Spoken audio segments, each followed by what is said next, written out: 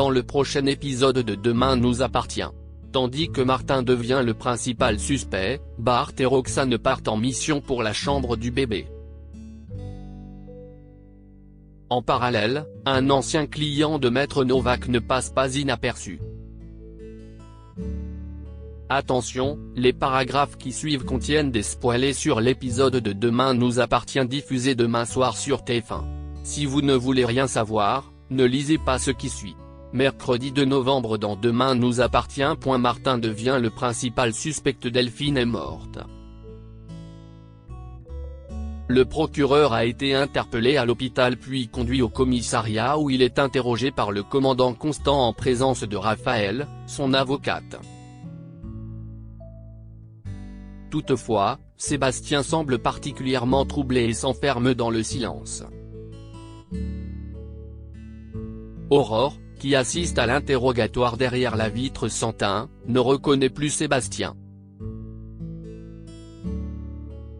Lui qui a pour habitude d'être condescendant est devenu un petit animal blessé.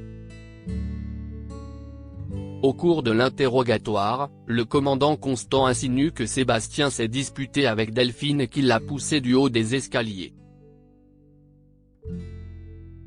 Sébastien assure alors que c'est faux puis précise qu'il n'aurait jamais levé la main sur elle. Quand Martin lui demande ce qu'il s'est passé, Sébastien refuse de répondre. Face à son silence, le policier le place en garde à vue dans le cadre de l'enquête sur la mort de Delphine Laborde. Plus tard, Raphaël retrouve son père en cellule et le pousse à passer aux aveux. Au plus mal, il jure qu'il n'a pas tué Delphine puis raconte ce qu'il s'est réellement passé.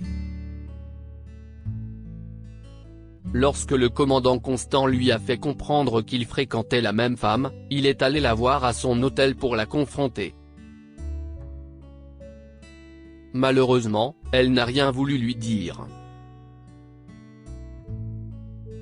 Sébastien a voulu la retenir mais Delphine l'a frappée avec une lampe.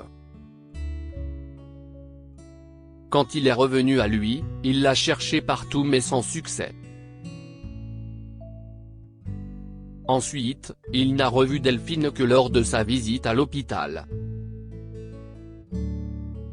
Bien qu'elle se soit servie de lui, Sébastien est tombé amoureux d'elle et se sent coupable. S'il avait dit à la police où elle se trouvait, elle aurait été arrêtée et serait encore vivante aujourd'hui. Non loin de là, Camille et Emma prennent un verre en terrasse. Au plus mal, Camille raconte qu'elle n'arrive pas à croire que son grand-père ait pu tuer cette femme. Manon, qui les entend discuter, intervient dans la conversation et insinue que la police n'a pas arrêté son grand-père sans raison. Tandis que le ton monte, Emma prie Manon de partir avant que cela ne dégénère. Au commissariat, Karim, Lisa, Georges et Aurore débattent des mensonges du procureur. À cause de lui, les policiers sont passés à côté de l'arnaqueuse. Pour Aurore et Karim, il est coupable mais Lisa estime quant à elle que Sébastien n'était pas la seule victime de Delphine Laborde. En effet, le commandant Constant avait lui aussi des raisons de lui en vouloir. Pour mettre un terme au doute de chacun et blanchir définitivement son supérieur, Georges décide donc de borner son téléphone au moment de l'agression. Plus tard, la police reçoit le rapport d'autopsie. Selon les conclusions du médecin légiste, Delphine Laborde est morte d'une hémorragie cérébrale due à une complication après sa chute. Personne ne l'a donc tuée à l'hôpital. Le procureur a beau avoir dit la vérité, cela ne l'innocente pas pour autant de sa chute dans les escaliers. Après l'avoir convoqué dans son bureau, Martin informe Sébastien que sa garde à vue a été levée.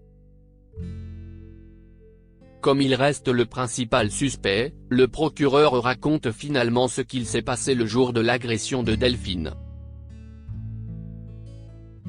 Ayant besoin de la voir, Sébastien est retourné à son hôtel où il a passé l'après-midi et une bonne partie de la soirée à boire au bar de l'établissement.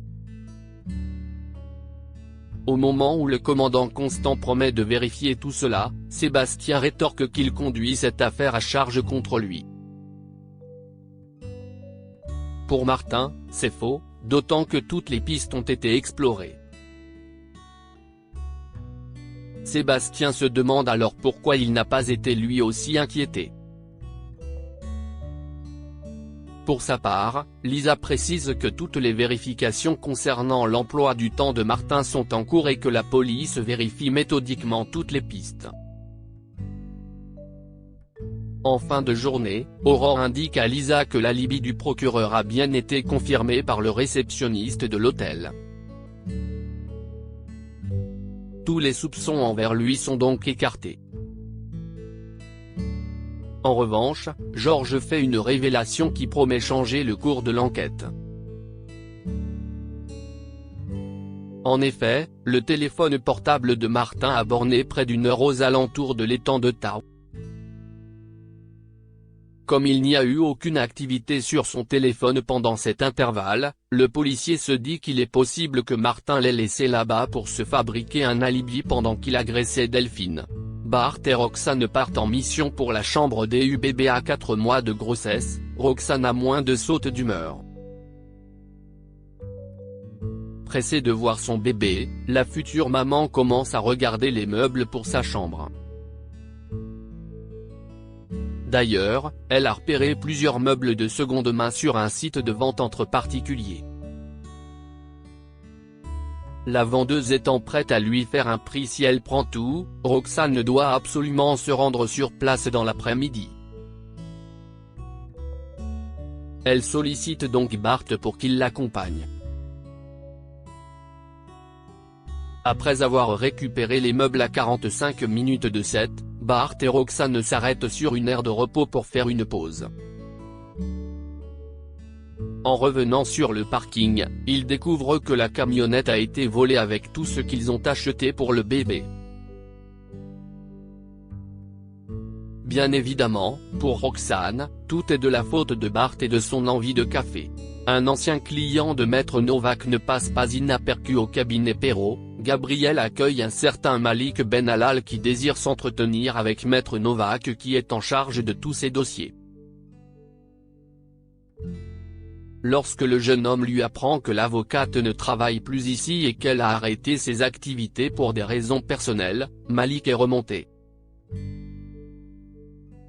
N'ayant pas le temps de chercher un autre avocat, il veut s'entretenir avec son associé. Malheureusement, Raphaël n'est pas encore arrivé. Malik quitte alors le cabinet en promettant de repasser plus tard. Par la suite, Soraya informe Raphaël de la venue du client de Maître Novak.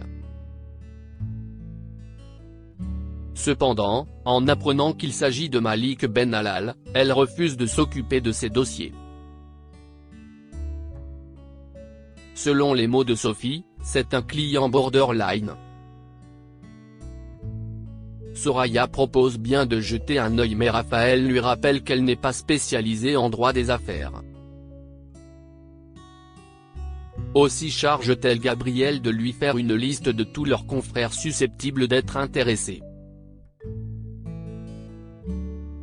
Quand Malik revient dans l'après-midi, Soraya indique que sa consoeur ne reprendra pas en charge ses dossiers. Tandis qu'il se montre particulièrement désagréable voire menaçant, Gabriel le somme de quitter les lieux sur le champ. Le soir venu, Malik dîne seul au Spoon. Au moment de payer l'addition, Audrey précise que la machine à carte bleue ne fonctionne pas aujourd'hui et le dirige vers le distributeur le plus proche. Tout en réglant en espèces, Malik lance à Audrey qu'elle essaie de se faire du black en obligeant les clients à payer en liquide.